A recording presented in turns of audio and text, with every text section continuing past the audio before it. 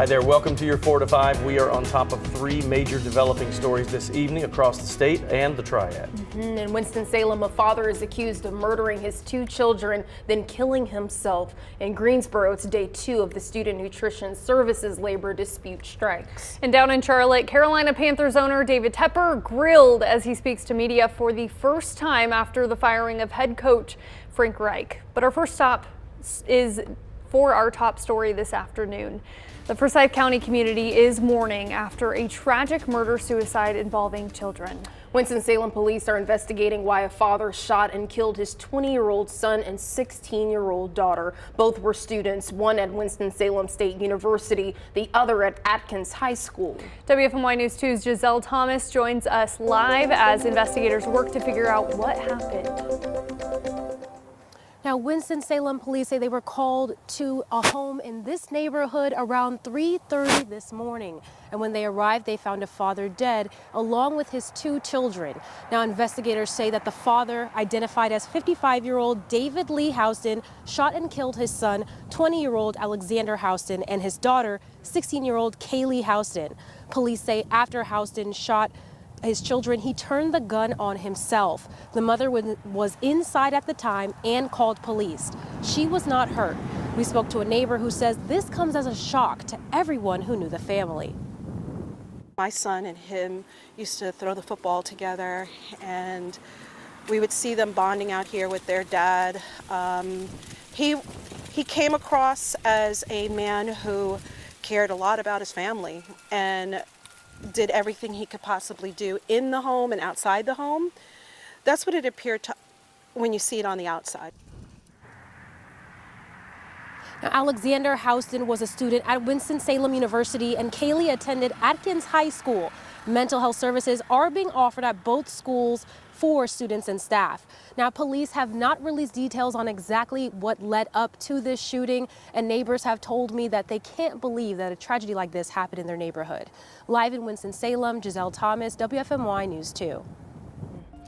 Giselle, thank you. Winston-Salem police say this morning's deadly shooting was the 2nd murder-suicide of the year in the city, resulting in 7 total deaths. This morning, a police partner from the Mental Health Association of Forsyth County spoke about the role mental health plays in situations just like this. While we know that about somewhere around 20% in any given time of persons in our communities, in our towns and cities and states live with some type of mental health issue. And we know that somewhere around half of that 20% live with very severe mental illnesses. While we don't know if the father struggled with mental health, the deadly shooting is under investigation. The Mental Health Association says it offers free services to families in search of support. You can find their resources on the organization's website. A memorial is planned for a Winston-Salem Forsyth County Schools student who recently passed away. There will be a balloon release Friday to honor Alex Wilson. According to officials, Wilson died from his injuries after allegedly jumping off of a moving school bus about a week ago. Investigators still don't know what caused Wilson to get off the bus. We should know more information coming up on WFMY News 2 at 5. In about 30 minutes, Guilford County Schools nutrition employees plan to hold a town hall to discuss their situation. For 2 straight days now, several workers have been participating in a call out demanding higher pay. Yesterday, the school system presented a compensation plan, but cafeteria staff say they want more. WFMY News 2's Hannah Jeffries breaks down the plan and frustration from workers from where this town hall is about to take place, along with details on how much these nutrition workers are being paid. Hannah? That's right, Sydney. All of this is taking place in about 30 minutes. That's when cafeteria staff will meet with the superintendent over here at Hairston Middle School to discuss those pay raises. Now, earlier in the day, the school system told employees that they weren't going to be able to offer much more than what was already been put in the compensation plan. But employees, cafeteria workers specifically, insist the conversation must continue. The school system responded with a compensation plan following Monday's call-outs. Cafeteria staff weren't happy with the plan because they say most of it was already in place. The superintendent shared what she thinks it accomplished. I think what we've been able to communicate around what that most managers will receive that 7% when each piece will be paid out, that the people who were held harmless because of their years of experience will also see a minimum of 4%. That was new information that came out. The state issued a 4% salary increase for employees in October. The superintendent says the district has been tasked with figuring out how to give those raises to enterprise employees. Since the school system says school nutrition staff operate independently, they are not included in the state budget. As a result, the district offered SNS a 4% pay raise across the board. Since then, the superintendent says they've been trying to figure out who gets what when. What we've been talking back and forth on is what's the difference between assistants and managers. How is that communicated? What's getting paid out in October? What's getting paid out in December? And when we are late to know what our budget is, we were well into the school year before we knew what money we were working with for other departments that are funded by the state. So it's just really a domino effect of that playing out. After the compensation plan was presented, cafeteria workers met to discuss. They weren't happy with GCS's presentation and decided to demonstrate for a second day, pushing for assistants to make $17 an hour and managers to make $20 an hour. Cafeteria leaders said Tuesday the board wouldn't budge. We're more than just lunch ladies or whatever. I mean, we deal with crying children, we deal with hungry children, we deal with all sorts of different children. And most of us, that's why we're there at the job, because we love the kids. But you have to stand up at some point for yourself, especially when you are working 2 or 3 jobs. Now, once again, all of this is taking place at the middle school in about 30 minutes, and that town hall is going to be between cafeteria workers and the superintendent. Now, since this is a meeting with employees, the media was not invited in, but we are told there will be a briefing at 6 o'clock involving us, and we will bring you the latest from there later tonight. For now, live in Greensboro, I'm Hannah Jeffries, WFMY News 2.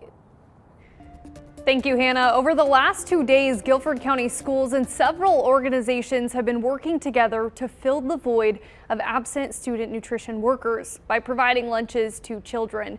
North Carolina A&T is also stepping up to handle food service for the A&T for Middle College, STEM Early College at NCA&T, and the Aggie Academy. The university says it's committed to meeting the needs of students until the labor dispute is resolved.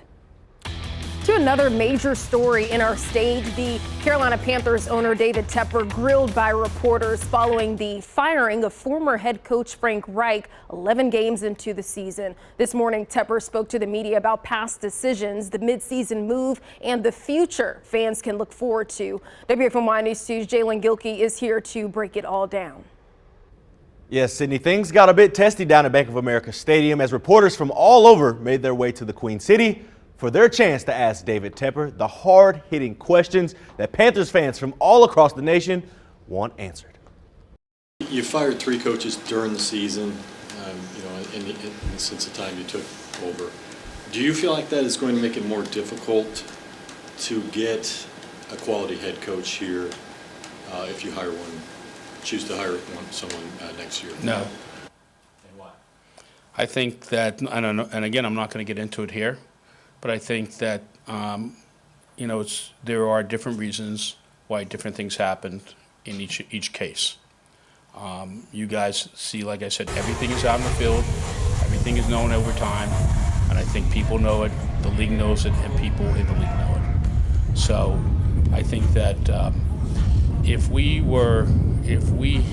everything was perfect, it wouldn't be the case, and everything was good, it wouldn't be the case. So it's not as if it's not known out there, reasons, and that will be something for people to decide. Just generally speaking, and not here, but, and not that this matters because this is here, but in other aspects of my life, we have people for 20, 30 years that work for me. Nobody ever leaves me. So, Jalen, I'm interested in hearing your take on this. What'd he say? No one ever leaves No me. one ever They're leaves. just very confident in that answer And there. that's putting it nicely. Yeah, yep. Well, I don't know if today helped his case whatsoever. We'll have more sound from David Tepper throughout the show, so if you want to hear more from David Tepper, make sure you join us at 5 and 6. We'll have more from that, but today's press conference was interesting. It seems like there's a lack of a direction. It seems like there's a lack of a consensus as to what he wants the team's identity to be And from what I saw, it seems like, you know, this is a guy that might have his hands a little too deep in the cookie jar. I feel like with him, he's super confident. Obviously, he's very wealthy, right? He's probably calls the shots of whatever he does, and I think he demands success. But he's so quick to pull the trigger and say, "Not this, that. Okay, let's do this and let's do that." And I'm not saying Frank Reich is the right answer. Who knows?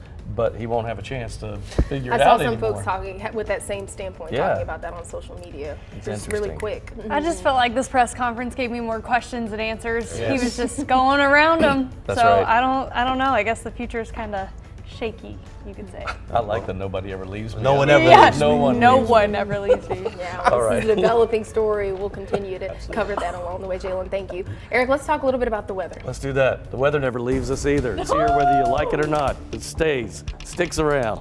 Yeah, let's look at these temperatures. The colder air is starting to move in. Already here this morning, it was chilly, wasn't it? I mean, 20s out there, some teens we expect tonight. This will be the coldest air in a long time, really. 32 degrees in Galax, 31 in Jefferson. If you come down off the mountains, we go to the 40s, low to mid 40s, depending on where you are. But to the southern Piedmont, all the way down toward Troy, Montgomery County, they're in the low 50s right now. Look at these forecasted overnight lows. Upper teens, low 20s. So if you did a range here, you're probably looking at from about 15 to 21. That's it. That'll be your morning temperatures tomorrow. So dress the little ones appropriately. It'll be cold. We'll go with a forecast low of 19 with a high tomorrow of 45. Mostly sunny. It will be a little bit breezy, so that'll make it feel even cooler. Not much in the way of precipitation across our state, but if you look way to the north around the Great Lakes, they're getting a little lake effect type snow up that way. And that's about it. For us, though, we remain cold for a couple days. We do a little bit seesaw here, so 45 tomorrow, then mid 50s for Thursday and Friday. There's a slight chance of rain Friday, Saturday, Sunday, and Monday, but it's only a 20 to 30% chance. Eric, thank you. New at 4, Day Nippon Printing is setting up shop in the Piedmont Triad, and it's bringing hundreds of jobs with it. According to the state, the company selected the city of Linwood in Davidson County as its new home for a manufacturing facility. It's a $233 million investment expected to create 350 new jobs. Day Nippon Printing specializes in lithium-ion battery pouches for electric vehicles. Meanwhile, Toyota is giving big on Giving Tuesday. The car maker's marketing group, Toyota Tsusho America, just announced a new investment benefiting Randolph County schools. The group is putting $100,000 towards the Future Forward program for the district. Officials say it's a career and college readiness initiative that supports marginalized high school students by offering guidance. We'll be right back.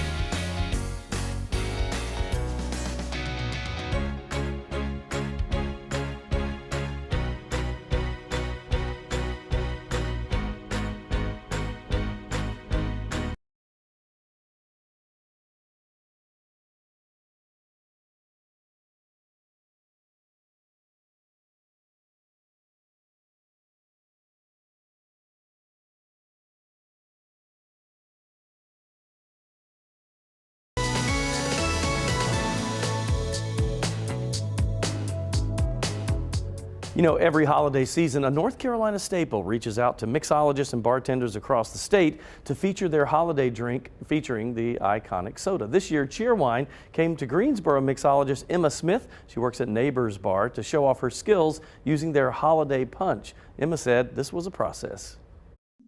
I knew it was, you know, for the holidays. So I was trying to think of something, maybe a little, citrusy, a little, you know, you want something, since it's sparkling, you want some citrus in it, you know, that pairs well with food or before you eat. So I was lucky, actually, we already have a very good sangria on our cocktail menu. So I kind of just altered it to include the Cheerwine and kind of complement that. Emma was one of a handful of mixologists from across the state that came up with variations of Cheerwine-based cocktails to see how they could celebrate that longtime North Carolina favorite. Emma says she was absolutely honored. Cheerwine reached out to me, which was really exciting because we're still fairly new to Greensboro. We've only been here Neighbors has been here 6 months. So it was really, I mean, it was very flattering that they reached out to us. Yeah, and then asked if we wanted to be a part of it. So I guess it was me and I guess 15 others across the state. So yeah, it was very, very flattering. Wow, pretty big big deal because deal. Cheerwine is really popular in this area. So the holiday punch, that's what they told them to use, not the regular Cheerwine. But but there's all kinds of variations, and if you look at our website, WFMY News 2, the story's up already. We've got a list of all the bartenders across the state, also their organization, where they work, and then links to their recipes so everybody can try it at home too. So it's pretty cool. I just want to mention though about Cheerwine, if I may. when I first moved here, I never tried Cheerwine at all, and then I found out that we had Cheerwine in our vending machine here at the station, and people were telling me, you gotta go try it, because I'm a big Dr. Pepper, Coke, Pepsi fan, or used to be. And then I tasted it, and it was like a sweet. It's very different. Yeah, you can taste the strawberryness in it.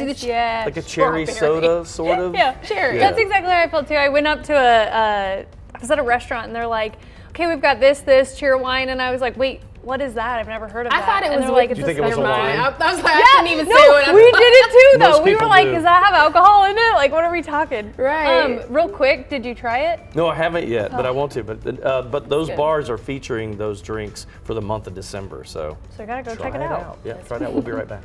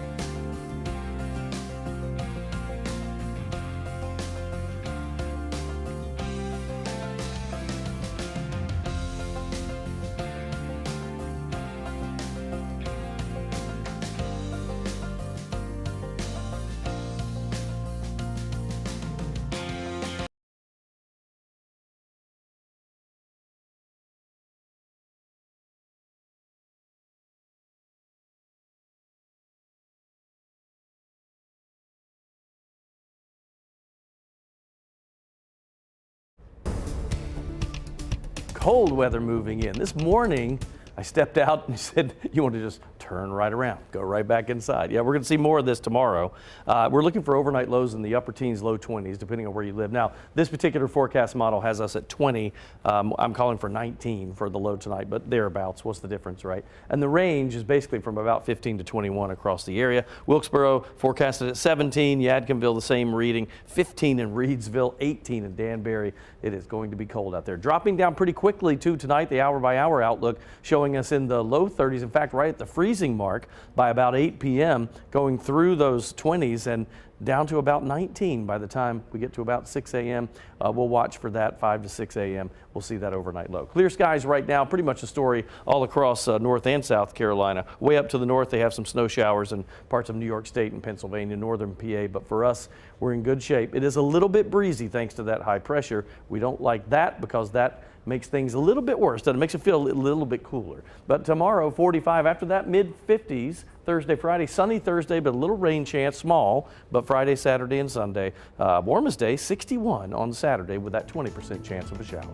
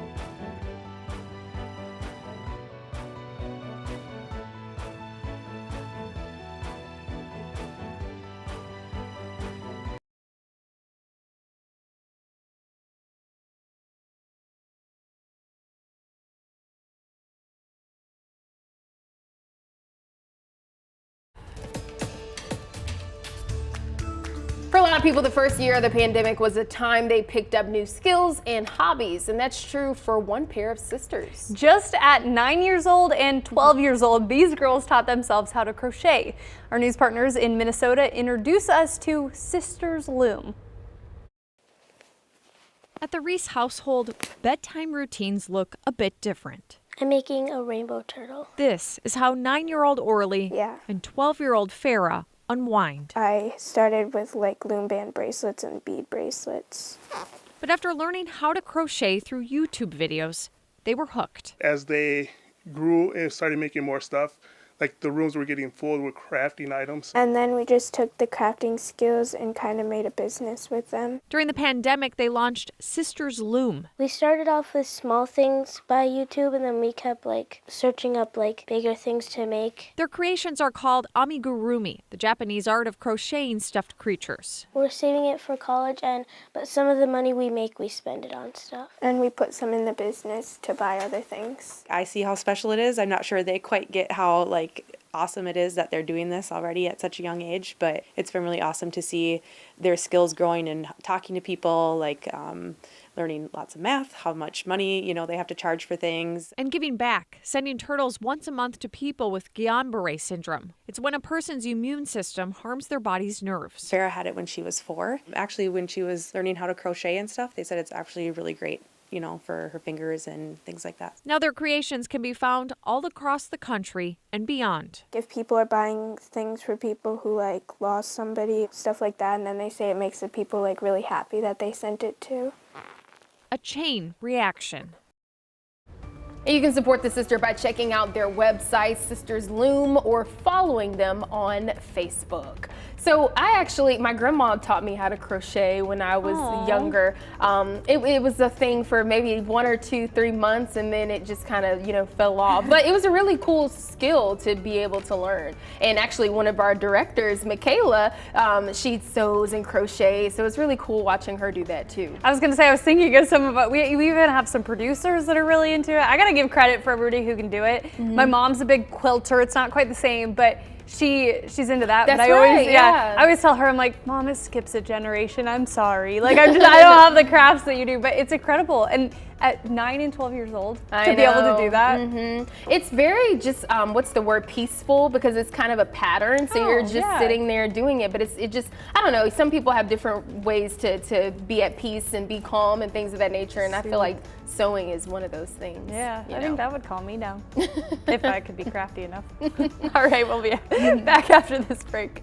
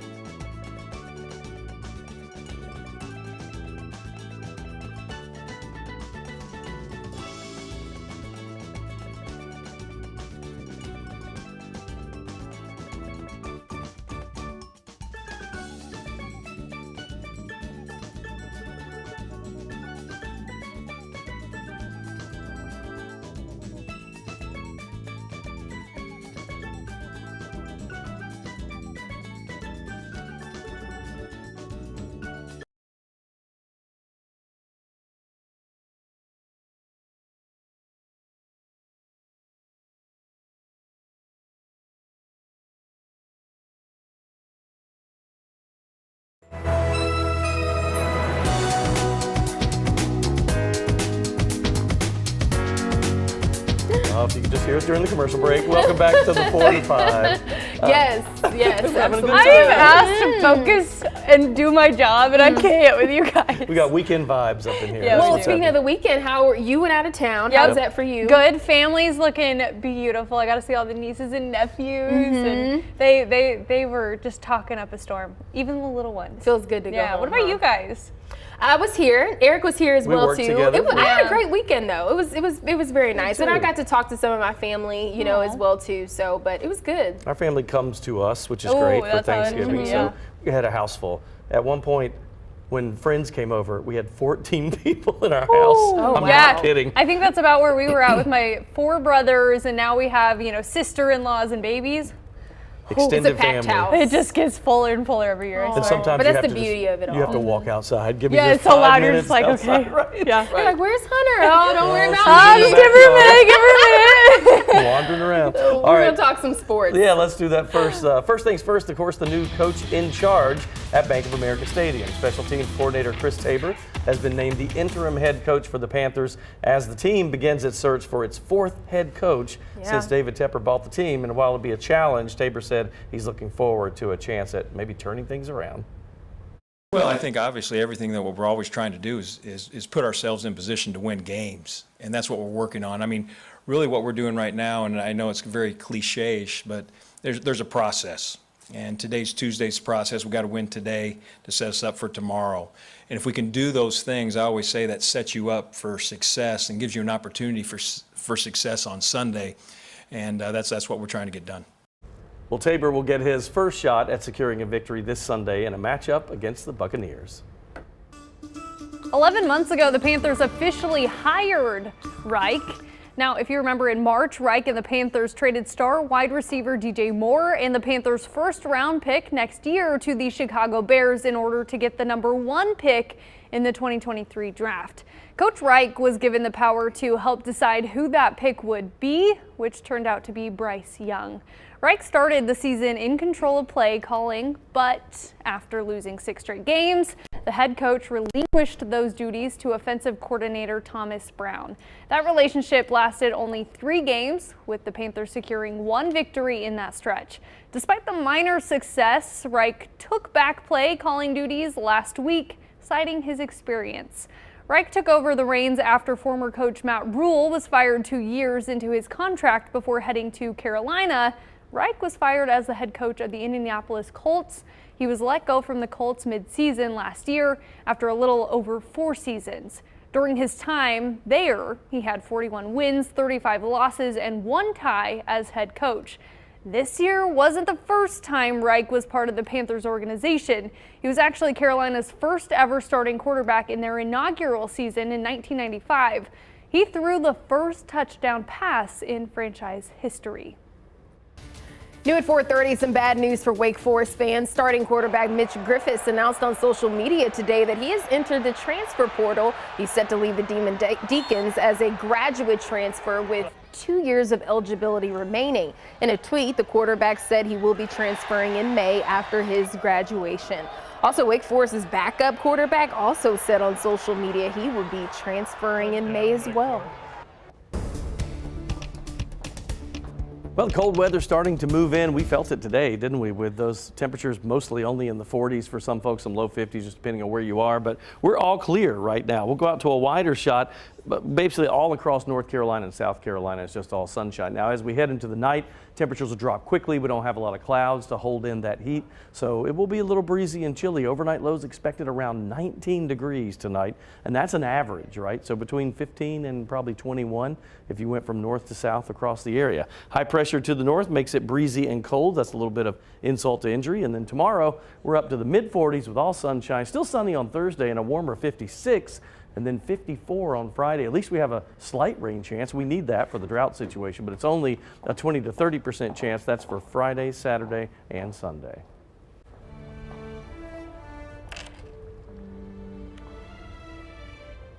Well, we are seeing our first images of former President Jimmy Carter since the passing of his wife of 77 years. Rosalind. The former president attended a memorial tribute for his wife in Atlanta, along with other former U.S. presidents and every former First Lady. Skylar Henry has more on the moving tribute. America the Beautiful played as Rosalind Carter's casket entered the sanctuary of Glen Memorial Church in Atlanta. Seated in the front row, her husband of 77 years, former President Jimmy Carter, in a wheelchair and lap blanket. He was joined by the Bidens, Clintons, and every living former First Lady. Rosalind Carter would be so pleased to see that she brought all of you together on this day. The meticulously curated tribute included some of the former First Lady's favorite hymns.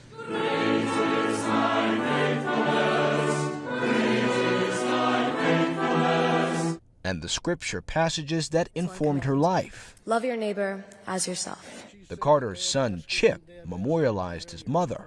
My mother, Rosalind Carter, was the most beautiful woman I've ever met, and pretty to look at, too.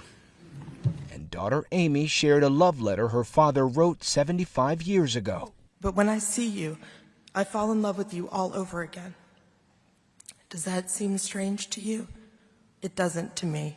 The CEO for the Carter Center said the former president was determined to be here today, calling this trip up to Atlanta Rosalind's last, and probably her husband's, too. Carter family friends Garth Brooks and Trisha Yearwood performed a duet of John Lennon's Imagine. And the world will be as one. And the entire congregation was invited to join in singing Let There Be Peace on Earth, something Rosalind Carter worked to achieve in small and large measure.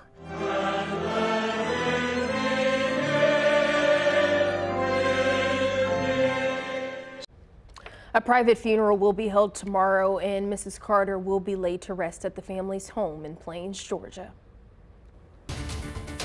Let's get to your 4 to 5 roundup. With the ceasefire between Israel and Hamas extended until tomorrow, Hamas is setting more Israeli hostages free, while Israel is releasing additional Palestinian prisoners from its jails. It's believed Hamas is still holding dozens of hostages in Gaza. The ceasefire deal also allows more aid trucks into Gaza, which is still in crisis. And Sunday saw a record wave of air travelers. The TSA said that more than 2.9 million people went through security at the nation's airports on Sundays, making it the busiest day of air travel in U.S. history. More than 30 million people were expected to go through TSA screenings during the 12-day period that ends today. It was a record weekend for holiday shoppers. A survey from the National Retail Federation finds 200.4 million customers shopped between Thanksgiving and Cyber Monday, up about 2% from last year. Black Friday was the most popular day for both in-store and online shopping. NFR President Matthew Shea says the high turnout can be attributed to several factors. It certainly speaks to the way consumers are feeling, but also the deals that were out there and the opportunities that retailers provided on goods, on items, on gifts that consumers wanted. The weather was favorable in much of the country. The NRF says nearly half of all customers, or consumers rather, are already done with their holiday shopping. But Consumer Financial Services company Bankrate says while there are more shoppers, they are likely spending less. The average amount spent fell about 1% compared to last year to $321 per person. Well, today is Giving Tuesday. In case you didn't know that, it is a global day of generosity. One group goes above and beyond to help others, traveling the world to serve communities in need. Wendy Gillette joined them for a journey to Plettenberg Bay, South Africa, just east of Cape Town. 20-year-old college student Mikkel Boysen wiped away tears as she heard clearly for the first time in 2 years. It's amazing. As a child, Boysen discovered she had a hole in her inner ear. She underwent multiple surgeries and wore hearing aids, which worked well until she lost them in an accident. The audiology office in Plettenberg Bay, South Africa, where she lives, closed, leaving residents with no options. Hearing the Call, an Indiana-based nonprofit, recognized the need and arrived this fall to provide free clinics and hearing aids. These hearing aids are actually life-changing, meaningful, because this will really change my life. Audiologists from across the country volunteer with the organization, donating their time and expertise to give the gift of hearing. They create what they call hearing smiles, the moment when patients can finally hear well or even for the first time. Hearing is such an amazing sense, and these people have lost it, and then we're able to help them get part of that back. Doctors Judy Hutch from Tucson, Arizona, and Deanne Rudden from Longmont, Colorado, often volunteer and travel together. All right, so I brought it up a bit. We get the opportunity to see love in action. Hearing the Call travels to at least a dozen different countries every year. The mission is work, but participants do get some downtime to enjoy the sights. Like-minded travelers call it voluntourism, combining volunteering and travel. Those looking to try it are advised to seek out a reputable organization led by qualified staff that promotes community involvement and provides clear information about how your money is spent. You get to see the world while you're helping other people. It is like a win-win. Going the distance to give with travel that offers immediate returns.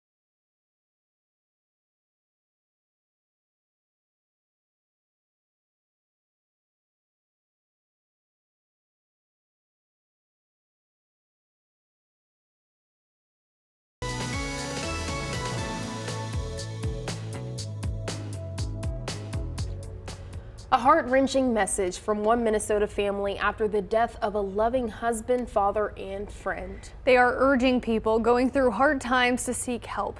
Boyd Hooper shares their story.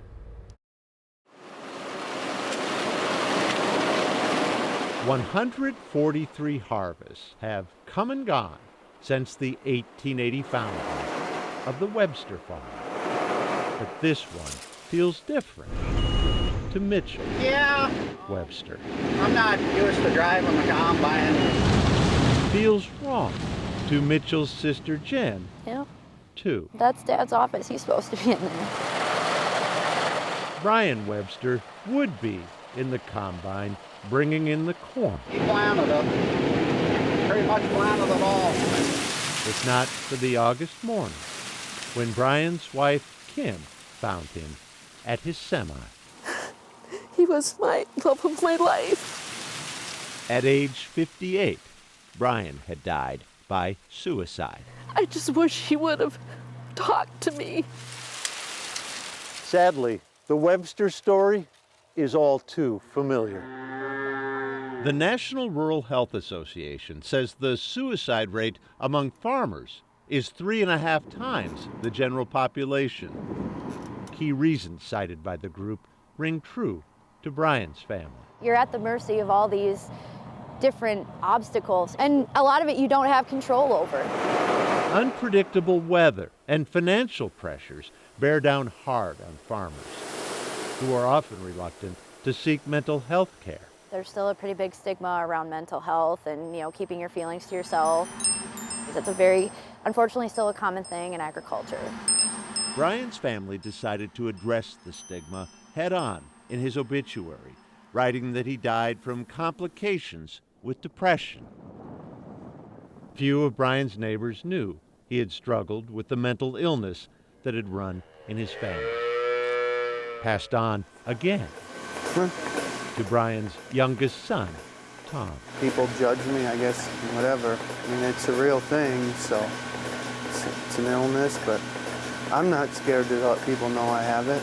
Tom is on medication, and once a month, between milkers, drives from Ellsworth to Redmond to see a therapist. Talking to people about it makes me feel better.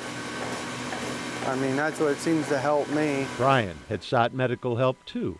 His doctor had switched him to a new antidepressant shortly before he died. It's really hard to know, what was the tipping point exactly. If there was one thing, if there was multiple things. It's hard for me to make sense that he's not here. Brian's family buried him next to his parents within sight of his farm. Then It's all right. they asked us to share their story. Miss you, Dad. Love you. The Websters had some things they wanted to say. I want farmers to know, not just farmers, just anybody. It's okay to talk about it. It's okay to get help. It's okay to be on medication. It's okay to not be okay. They know, though private, the former combine driver had another attribute. Dad always wanted to help people. If he could help somebody, he would. Helping now seems like the one thing that could bring some healing to this hurtful harvest. Please go get help. There's really no shame in getting help. Boyd Huford, Carol 11 News, Ellsworth, Wisconsin.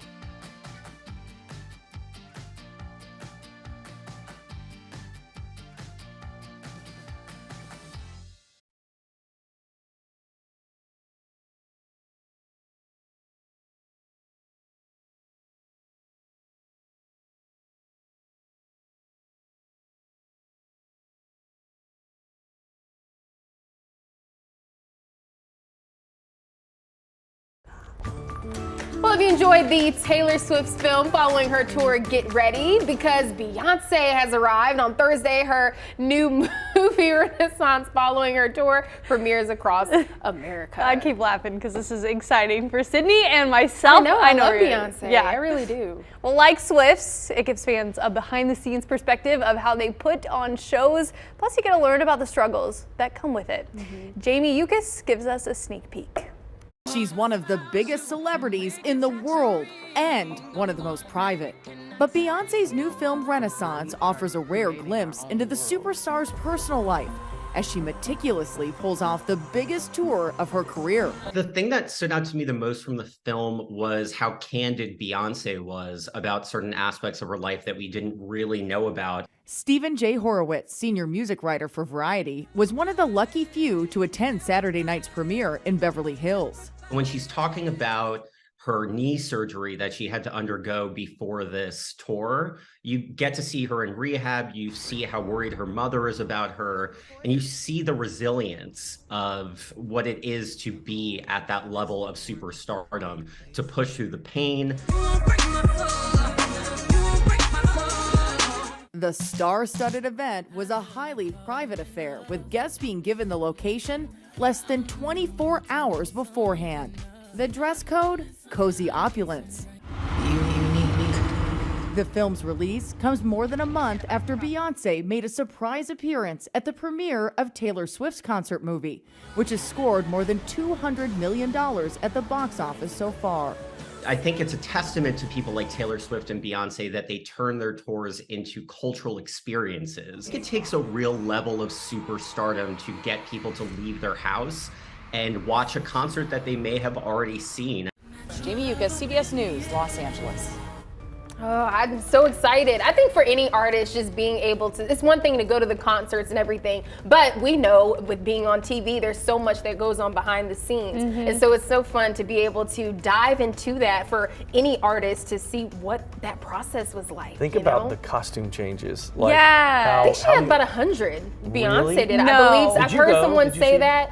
I did go to the one in Charlotte. Yes. I have heard that it was a lot of outfits. Oh my God, because I grew up in dance and I remember like the back-to-back numbers, right? And they're doing this like consistently the whole entire show. We had one back-to-back number and we're like changing tights and you're wearing different things and it's so fast. So I'm impressed. I also want to see like, you know, sometimes they're hiding in boxes and they're like moving them away and like putting them in different spots. So I want to know those behind the scenes too. Cause that's really cool. That's where the magic happens, man. It takes a whole crew to put on a show. So it'll be fun. Well, they have teams too that come in and help her change so fast. Yeah, you know, it's amazing. And Do she it. puts on They a probably heck of a show. practice changing outfits. Absolutely. You know what I mean? So. Have to. All right, let's talk about our forecast real quick because we are getting cold as we see these temperatures drop, and they will drop quickly under clear skies tonight. You'll see them going from the 40s, where we are right now, down to the upper 30s probably in another hour or so, but we think we'll hit the freezing mark by as early as 8 p.m. with overnight lows around 19 degrees. We're all clear, so there's no reason for any worry of any precipitation. Thank goodness, because we know what it would be tonight if we had that. Look at that low, 19 degrees. 45 tomorrow, that's as good as it gets. Sunshine for Wednesday and Thursday. A bit warmer Thursday though, 56. A little rain chance, very small, but we'll take it, 20 to 30%. That's Friday through your weekend. And the warmest day will be Saturday at 61. We're back to the upper 50s Sunday and Monday.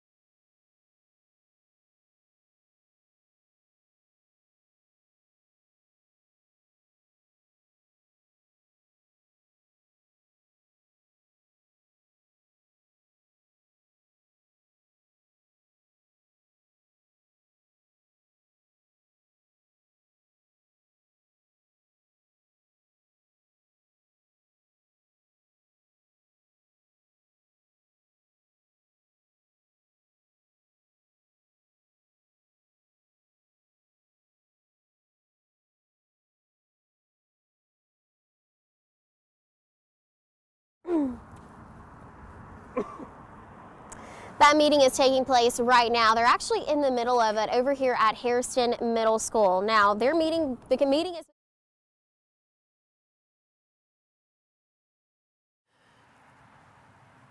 Yes. Now, neighbors tell me that they could have never imagined a tragedy like this happening next door. Now, investigators...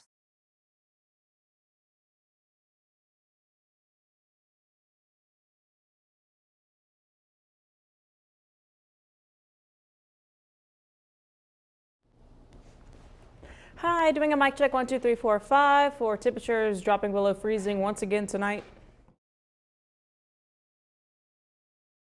Sense.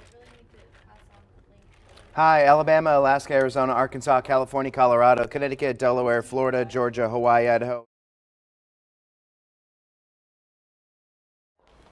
Hi, Brett. Wow, froggy frogs. Hello, ribbit, ribbit. 1, 2, 3, 4, 5. 1, 2, 3, 4, 5, 6, 7, 8, 9, 10. Hello, hello, hello.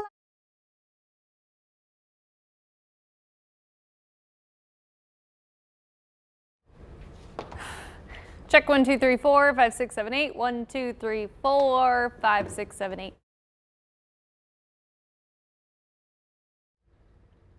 It's okay that you had a frog in your throat because every time they cut Hannah's mic on, she goes, Dude, that 1 week that she was dying, I felt so bad.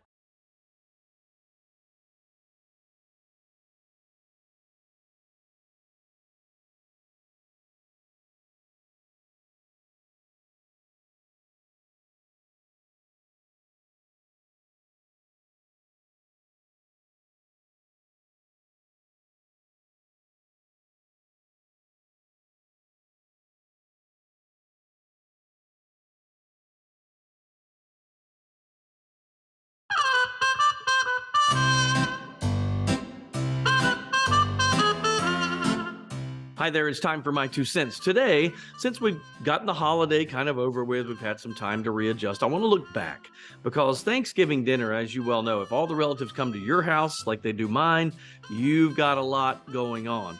My youngest, my only girl, Drew, who's 10, about 10 and a half, loves to help out in the kitchen. Thank goodness. I mean, look at this girl. She's doing everything from helping her grandmother with the green bean casserole to putting out silverware and also the fine china. I mean, this girl, at one point I cracked up laughing because she said she was multitasking and she was stirring something on the stove and scratching the dog's back with her leg. If that's not multitasking, I don't know what is. But this little thing is such a great help. Not that the others don't help, but she's the one that will come to you and say, what do you need me to do? I'm ready to go. She's my little helper when it comes to cooking and making drinks and hanging out, and she's a great hostess. So I basically just wanted to take the time today for my 2 cents and to say thank you to Drew for being such a true helper around the holidays, and she loves it when the family all